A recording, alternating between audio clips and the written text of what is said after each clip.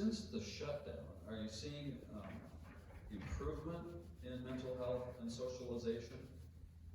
How does that relate to having more or less counselors? You'll shake your head no.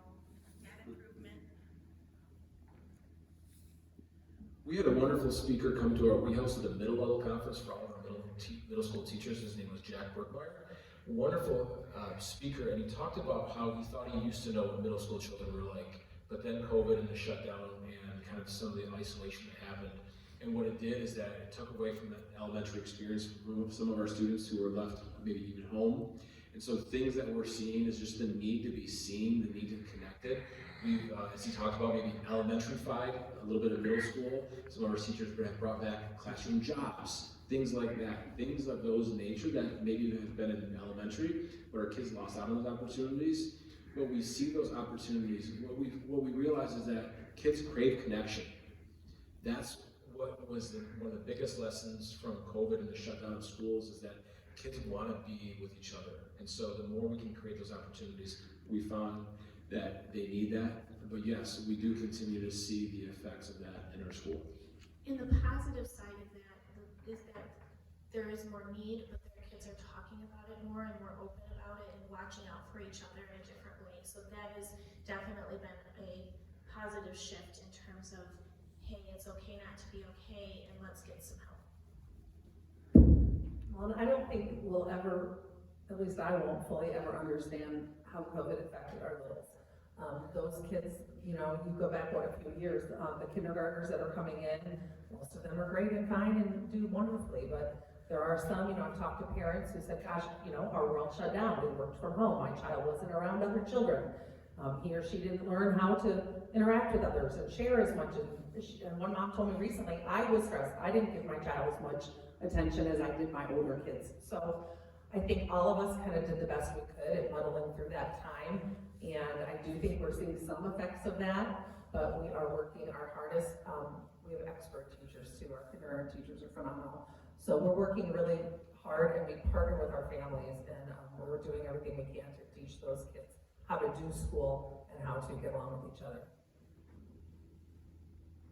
I think we have time for just one more. If we didn't get to your question, please reach out to seek an answer for your question. This question is on all the levels, talks about what is our internal FHPS ratio for school social workers, psychologists, counselors,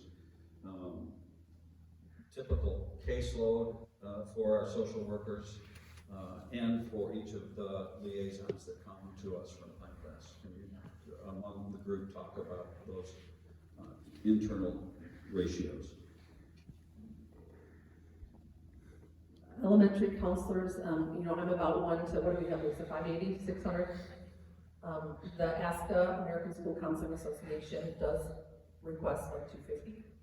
So, you know, I'm 1 to 600, I do the best I can. Constantly prioritizing and trying to support my principal and my staff as best I can with my students. We do have a couple elementary counselors who are 2 buildings, and if you add those up together, you know, I think she's about 1 person with maybe 800. But again, there's a lot of elementary schools that don't have counselors at all. So we try to just be thankful we're hanging on. No, I don't think it's funny either. I agree with you. I'm right there in the trenches every day. Thank you, I agree. I think actually all of us will agree. I don't know how to make that happen personally, but I agree. And for the mental health liaisons, we each cover one of the attendance areas. My 2 counterparts are both full-time, so they have Northern and Central, and then Eastern is a bit smaller, so I'm 4 days a week.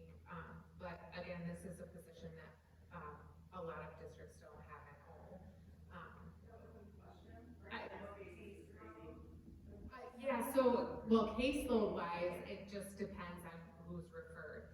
I think so I can't speak for social workers, we don't have one here. I do. About 1 in 50. And that could be, I think they do have a specific caseload, and then their amount of time in each building depends on that number. Anyone else? All right.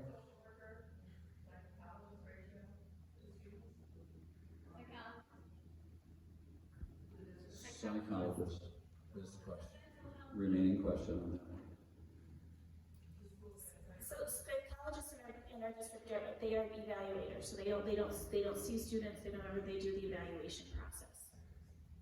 What their referral process is and how many evaluations they do in a year,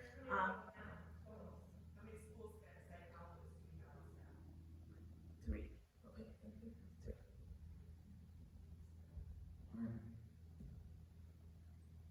With that, we conclude our time together this evening. We appreciate your questions. Again, if we didn't get to your question, please reach out and we would be happy to work with you. We'll keep it in our parking lot, as Dr. Simpson mentioned. I like that analogy. And we will do our best to reach out and follow up on those kinds of questions that landed in the parking lot. Where do we find that information? We will come up with a venue in which to share that information. We are determining how we do that. Okay. Thank you again for your time this evening. This concludes our forum together.